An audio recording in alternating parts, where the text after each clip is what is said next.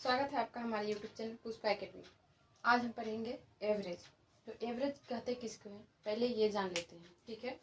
और ये ज़रूरी नहीं है कि ये सिर्फ मतलब 10वीं के बच्चे को, 12वीं के बच्चे को या 5 क्लास के बच्चे को ये ज़रूरत पड़ेगी। ये सभी लोगों को जानना ज़रूरी है, ऐसा समझ के पढ़े। किसी एग्ज़ाम निकालने के लिए नहीं, मतलब बेसिक जानकारी के लिए पहले आप इसको पढ़े, फिर अपने आप आगे का आपको मतलब क्वेश्चन अपने आप बनने लगेंगे, ठीक है। तो उसके बाद देखते हैं अब एवरेज। तो एवरेज पहले कहते किसको है, तो एवरेज कहते हैं कि दी गई संख्याओं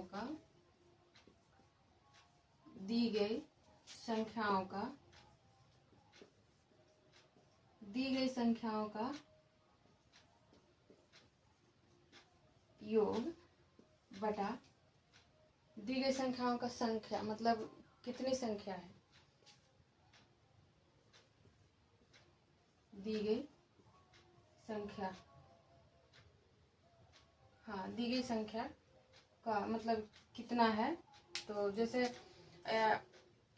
दी गई संख्याओं का योग बटा दी गई संख्या का जो संख्या है कितना है, ये तो इस तरह से देखते हैं कि कैसे हम मतलब इसको एक्सप्लेन करके देखते हैं, बना कर प्रैक्टिकल करके देखते हैं। जैसे 2 है, 4 है, 6 है, 8 है, ठीक है। अब इसको जानेंगे कि इसका औसत, अब इसका औसत क्या होगा, इसका औसत क्या होगा। तो सिंपली सी बात है, इसका औसत क्या है। तो औसत निकालने के लिए दी गई संख्याओं का योग, तो दी गई संख्याओं का योग मतलब इसको प्लस प्लस कर देंगे, ठीक है।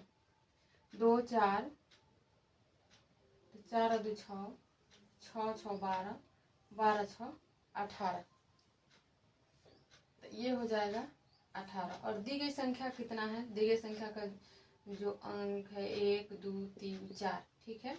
अब इसको 4 से भाग कर देंगे, तो जो आएगा उसका औसत हो जाएगा।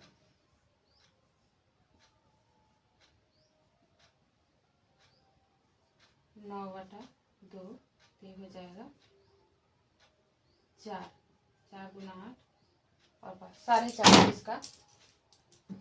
इसका जो औसत होगा 4.5 होगा, ठीक है। इस तरह से किसी भी अंक का कितना भी अंक दिया हुआ रहेगा तो उसको आप निकाल लेंगे कि कैसे, मतलब मान लेते हैं 5 10 और 15 का औसत। तो 5 5 10 10 और 5 15, 10 5 15 15 15 30, 30 में 1 2 3 अंक कितना है 3, तो इसको अब भाग कर देंगे, ये हो जाएगा, इसका औसत हो गया 30, ठीक है। और आप इस तरह से भी निकाल सकते हैं कि कोई अंक मान लेंगे इससे जुड़ा हुआ, तो इससे जो मान लेते हैं कि ये 12 मान लेते हैं, ठीक है। 12 मान लिए, तो 12 से ये कितना ज़्यादा होगा, तो 10 ही मान लेंगे, 10, ठीक है। तो 10 से ये कितना कम है, 5 कम है। ये कितना ज़्यादा है, तो 5 ज़्यादा है, ठीक है। और ये तो 10 तो 10 है, ये है, 0 काट देंगे। तो अब इसको 5 से 5 काट देंगे, तो औसत बच गया। जन है प्रथम 5 अभाज्य संख्याओं का औसत। तो अभाज्य संख्या कौन कौन है, प्रथम अभाज्य संख्या 2 3 5 7, 9 नहीं होगा, 11, ठीक है।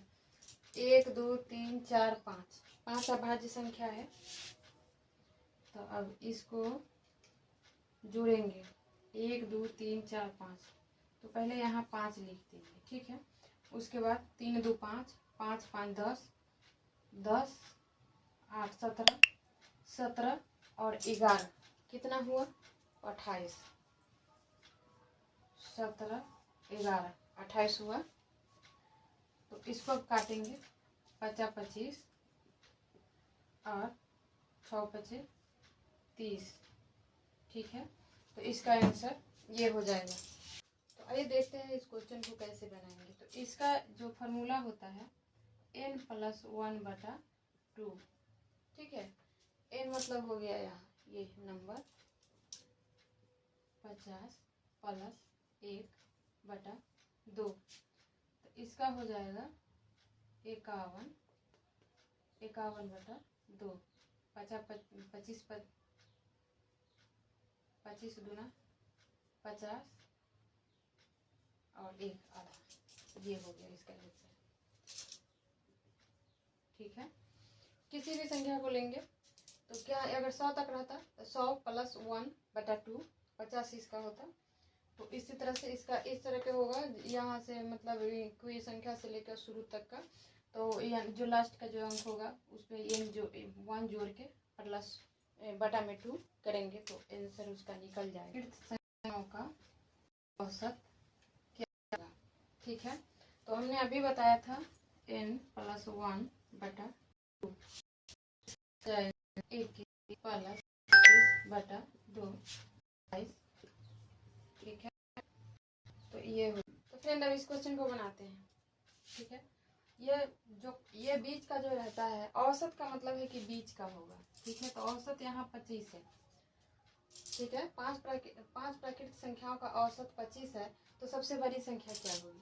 तो बीच का ये है, तो इसको आगे का, इसके आगे का देखेंगे तो ये 24 हो जाएगा, और देखेंगे 23 हो जाएगा, उसके बाद देखेंगे 25 के बाद 26 हो जाएगा, और 26 के बाद 27 हो जाएगा।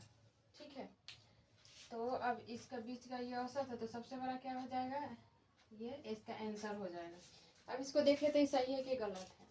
ठीक है, ऐसे ये इस तरह का जो क्वेश्चन होगा उसमें ये एकदम 100% ही लगेगा। अब बिना कुछ किए ये बना सकते हैं ऐसे। अब इसको जोड़ लेंगे, 4 3 7 7 5 12 12 6 18 18 7 25 25 के 5, उसके बाद 2 4 6 8 10 10 और 2 12 12 को कितना से 1 2 3 4 5 5 से, तो 5 दूना 10 और 5 25, तो औसत इसका इतना ही हुआ। तो फ्रेंड इस तरह से इस तरह का जो भी क्वेश्चन आएगा इसको ऐसे बना लेंगे विशेष दिमाग में। तो फ्रेंड देखते हैं एक नया क्वेश्चन। ठीक है, नए क्वेश्चन को देखते हैं। एक व्यक्ति का औसत वजन 50 kg है। ठीक है, एक नए व्यक्ति के आने से 1 kg वजन बढ़ जाता है, तो नए व्यक्ति का वजन कितना होगा। ठीक है, एक नया क्वेश्चन देखते हैं। तो 10 व्यक्ति का औसत वजन है 50। 10 व्यक्ति का औसत वजन है 50। एक नए व्यक्ति के आने से ही 1 kg वजन बढ़ गया, तो नए व्यक्ति का वजन कितना है। तो एक जो नया व्यक्ति है उसका वजन पूछ रहा है, तो कितना व्यक्ति आया, 1 व्यक्ति। ठीक है, 1 व्यक्ति बढ़ा, तो पहले से 10 था तो अब 1 बढ़ा, अब वजन में भी 1 बढ़ गया। ठीक है, वजन पहले कितना था, 50 था, इस व्यक्ति के आने से औसत वजन 1 बढ़ गया। ठीक है, 1 बढ़ गया। तो अब हम इसका देखते हैं। इसका औसत पहले निकालेंगे, मतलब पहले इसका निकालेंगे कि पूरा का कितना होगा। तो 10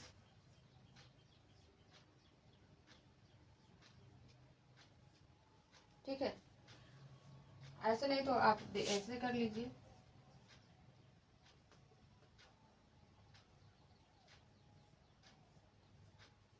ये हो गया इसका। ठीक है, ये 10 व्यक्ति का पूरा वजन है, औसत नहीं, औसत तो इतना है, ये है। उसके बाद 11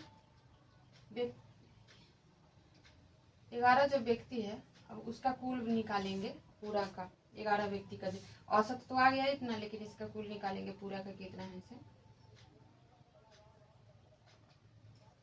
51 51 फिर 51 51। ठीक है, 561। अब क्या करेंगे, ये पहले था 10 व्यक्ति था, उसका औसत वजन इतना था, अब 11 हुआ तो 11 का औसत वजन इतना हो गया। तो इसका भी पूरा का मिला के कितना था, इतना था, अब पूरा का मिला के इसका कितना हो गया, तो इतना। तो इसका जो है, इसका अब देखते हैं, इसका 10 से गुना किए तो कुल पता चल गया कितना है।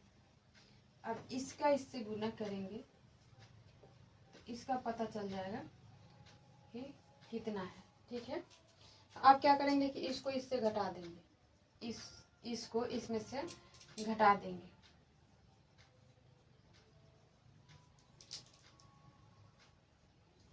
पहले था इतना, तो इधर एक आदमी बढ़ा, ठीक है, और उसके बाद इतना वजन बढ़ गया, तो इसका इसमें से घटाएंगे, ये एक आदमी निकल गया, इसका 10 आदमी का जो कुल था जो इतना था, और 11 आदमी का जो कुल हुआ इतना है। औसत वजन निकालना है, तो इसमें से एक्स्ट्रा जो हुआ, इसमें एक्स्ट्रा जो हुआ वो एक हुआ, और इसके बाद जो इतना का जो एक्स्ट्रा होगा वही इस व्यक्ति का वजन होगा। ये इस व्यक्ति का, एक जो व्यक्ति आया उसका वजन हुआ 61 kg। एक कार 115 किलोमीटर की दूरी को 60 किलोमीटर प्रति घंटा की दूरी से जाता है तथा 40 किलोमीटर प्रति घंटा की दूरी से वापस आता है, मतलब लौट जाता है, तो पूरी यात्रा के में इसकी औसत चाल क्या थी। ए से बनाने के लिए इसका एक फॉर्मूला होता है, ए इंटू बी, 2 इंटू ए इंटू बी, ए प्लस बी। ठीक है, तो इसको देखेंगे, इस फॉर्मूला पे ये बन जाएगा। तो वापस जाने और आने वाला बात होगा तो ये क्वेश्चन इसी तरह से बनेगा। 40।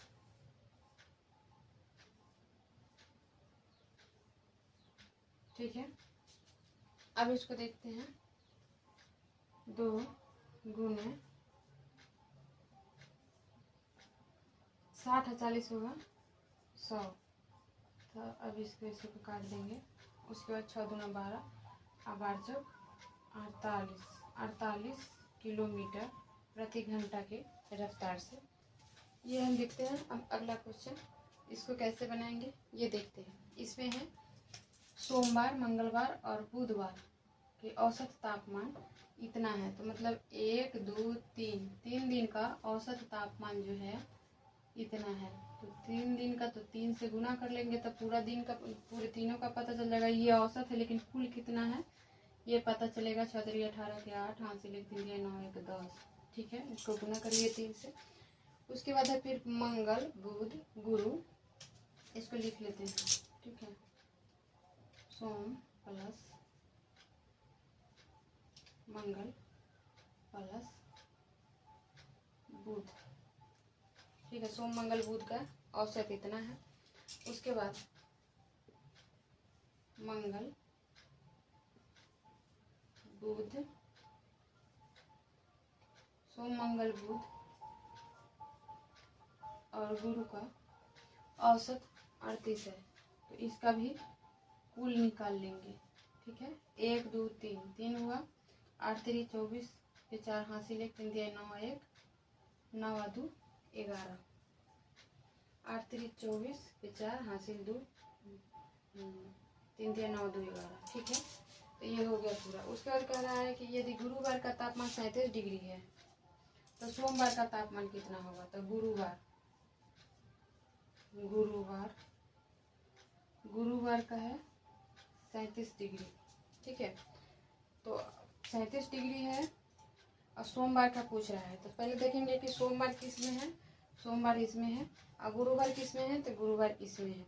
तो पहले देखेंगे, इसमें गुरुवार का घटा लेंगे तो मंगल और बुध का होगा, बचेगा इसमें। ठीक है, पहले इसमें देखते हैं 37 डिग्री घटा के 7 दूना 14, और इसमें से एक हाथ से लिए तो ये 7 और 3 10। ठीक है, तो ये जो है गुरुवार का, ये जो है ये गुरुवार का औसत है। ठीक है, तो गुरुवार का औसत घटा लिए तो ये मंगल और बुध का ये बचा। ये जो है मंगल और बुध का है, मंगल प्लस बुध का ये हो गया। तो मंगल बुध इसमें भी है, तो ये यहाँ मंगल बुध का इतना है, या ये मंगल बुध है यहाँ, तो इसमें इससे इसको घटा देंगे तो जो बचेगा वो सोमवार का निकल जाएगा। तो ये हो गया 7 7 7, और ये इसको घटा के इतना आया, मतलब ये हो गया गुरु का। ठीक है, और ये इससे ये कट गया और बचा इसमें सोमवार, तो ये हो गया ये ये सोमवार का तापमान निकल के आ गया। तो फ्रेंड ये था आज का सेशन। अगर आपको अच्छा लगे मेरा ये पढ़ाने का जो तरीका है या टॉपिक जो भी हम पढ़ाएं, अगर अच्छा लगा तो वीडियो को लाइक करें और चैनल को सब्सक्राइब करें और शेयर भी करें। Thank you.